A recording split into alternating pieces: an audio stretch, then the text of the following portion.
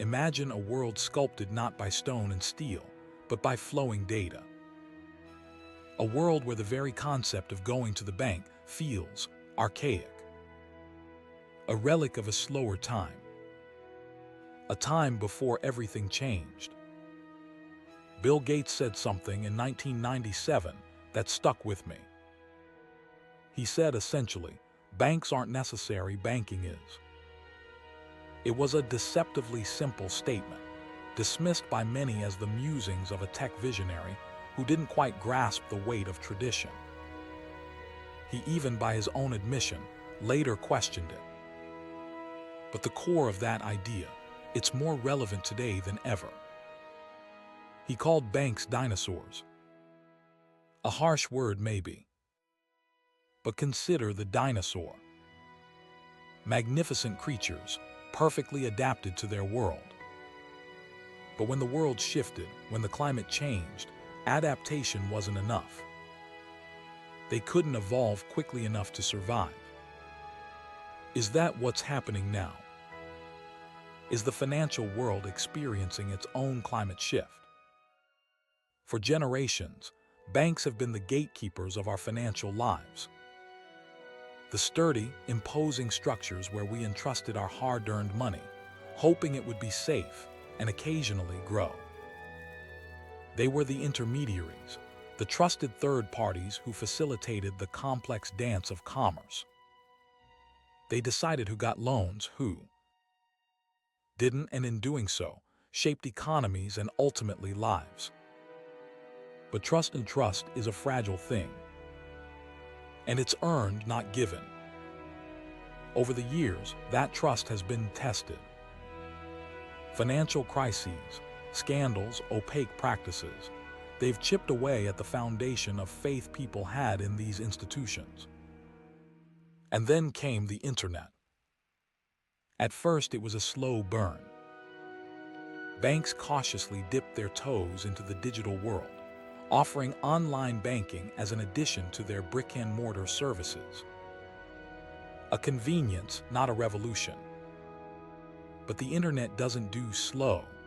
It thrives on exponential growth, on disruption, on the relentless pursuit of a better way. And now we're standing on the precipice of that better way. It's not about eliminating the need for financial services. Bill Gates was right about that. Banking, the core functions of managing, moving, and growing money, will always be essential. It's about questioning the form those services take. It's about asking, do we still need the intermediary?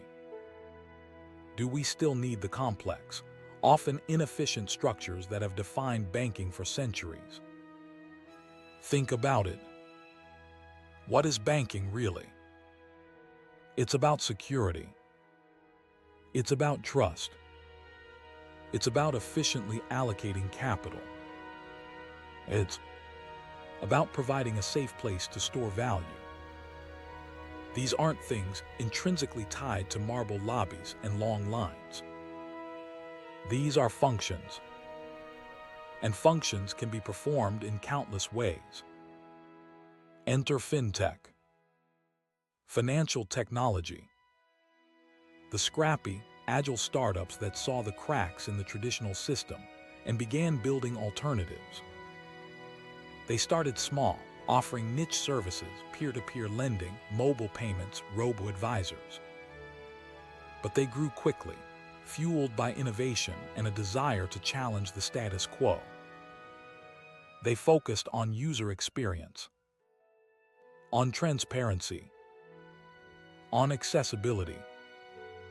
They made financial services easier, faster, and often cheaper.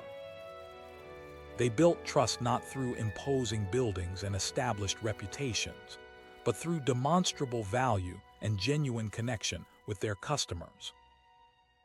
But fintech is only half the story. Because lurking in the shadows, or perhaps more accurately, rapidly expanding into the sunlight, are the tech giants. The companies that already dominate our digital lives: Google, Apple, Amazon, Facebook. These aren't just tech companies anymore.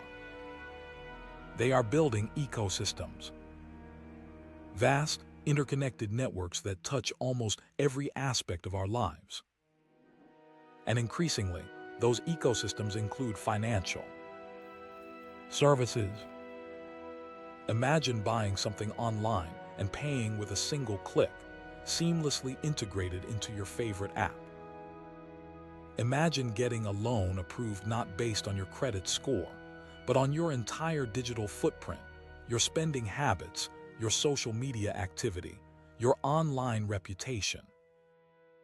Imagine a world where your financial life is managed not by a bank, but by the same company that streams your music, delivers your packages, and connects you with your friends. That world isn't coming. It's already here. These tech giants have several advantages. They have massive user bases. They have unparalleled data. They have the resources to invest heavily in innovation. And they have something even more powerful, our trust. We already rely on them for so much. Extending that trust to financial services feels natural. Now, I'm not inherently against this. In fact, I believe competition is healthy. It drives innovation and ultimately benefits consumers. But there's a critical line that cannot be crossed. Unfair advantage. The power these tech giants wield is immense. They can leverage their existing dominance in other markets to unfairly compete with smaller fintech companies. They can use their data to gain an insurmountable advantage. They can create walled gardens, locking customers into their ecosystems and stifling competition. That's not innovation. That's domination. And that's something we should be wary of. The potential for disruption is enormous, and it goes far beyond simply offering cheaper loans or more convenient payment methods. AI, machine learning, blockchain technology, these are the tools that are reshaping the financial landscape. AI can analyze vast amounts of data to identify patterns and predict risk with unprecedented accuracy. It can automate tasks that were once performed by armies of human employees. It can personalize financial advice and tailor products to individual needs. Blockchain technology, with its decentralized and secure ledger system, has the potential to revolutionize everything from payments to supply chain finance. It can eliminate the need for intermediaries, reduce fraud, and increase transparency. But these technologies are not neutral. They can be used to empower individuals or to consolidate power in the hands of a few. The choices we make today will determine which path we take.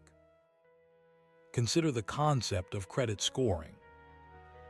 For decades, it's been based on a limited set of data: your credit history, your income, your employment status. But what if we could use AI to analyze a much broader range of data points? Your social media activity, your online shopping habits, your educational background, to create a more accurate and comprehensive assessment of your creditworthiness. That could open up opportunities for millions of people who are currently excluded from the financial system. But it could also lead to discrimination and bias if the algorithms are not carefully designed and monitored. The key is to ensure that these technologies are used responsibly and ethically, that they are transparent and accountable, that they are designed to serve the needs of all, not just the privileged few. The challenge isn't simply about technology replacing banks. The real challenge is about ensuring that the future of finance is inclusive, equitable, and sustainable. We need to foster a regulatory environment that encourages innovation while protecting consumers.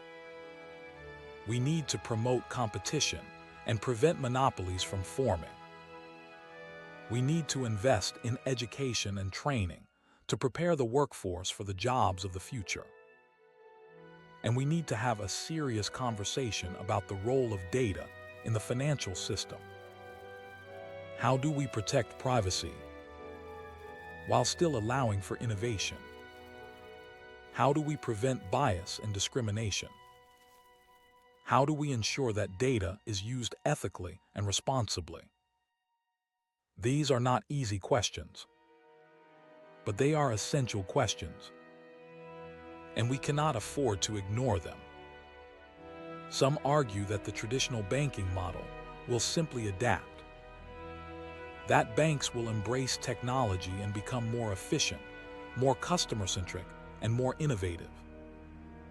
And that's certainly possible. Some banks are already making significant investments in fintech and AI.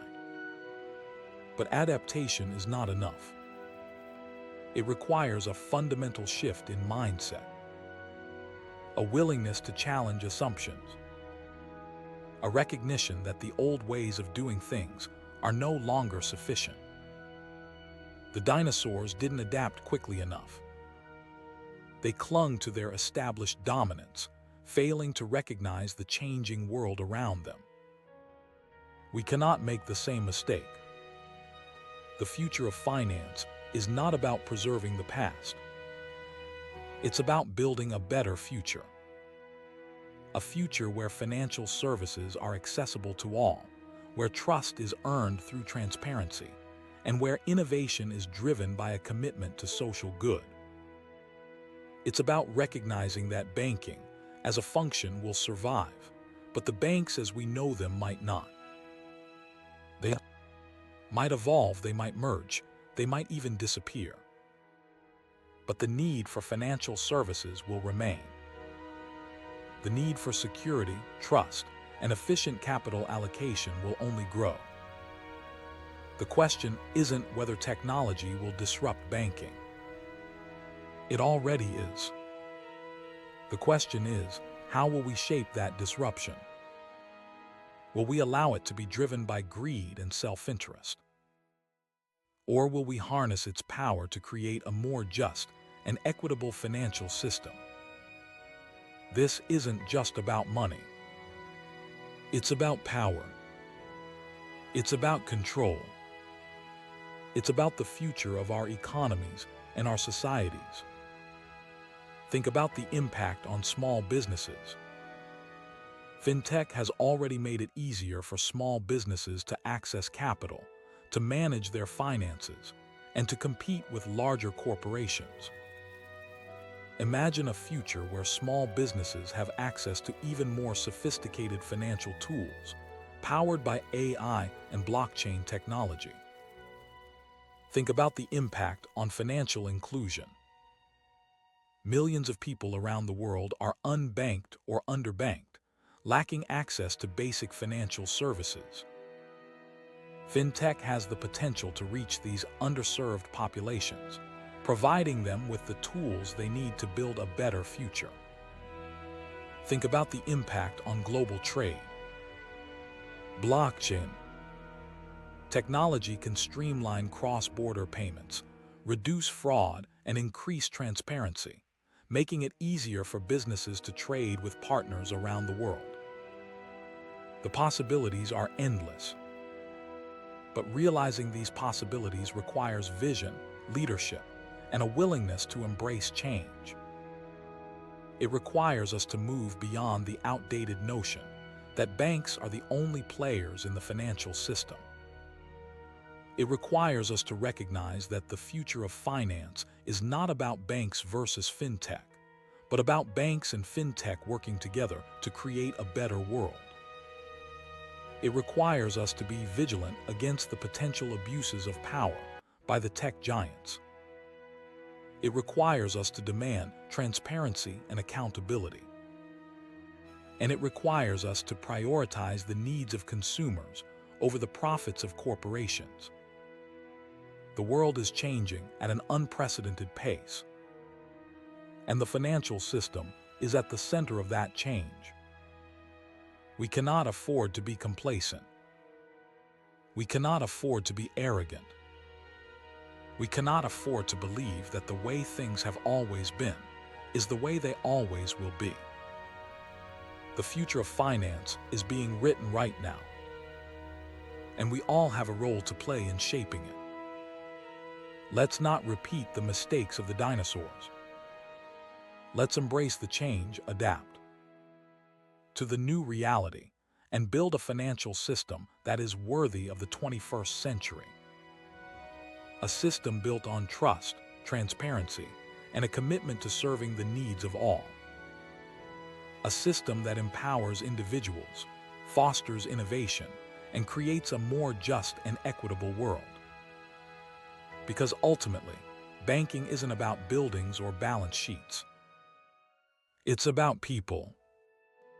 It's about their dreams, their aspirations, and their futures. And that's something worth fighting for.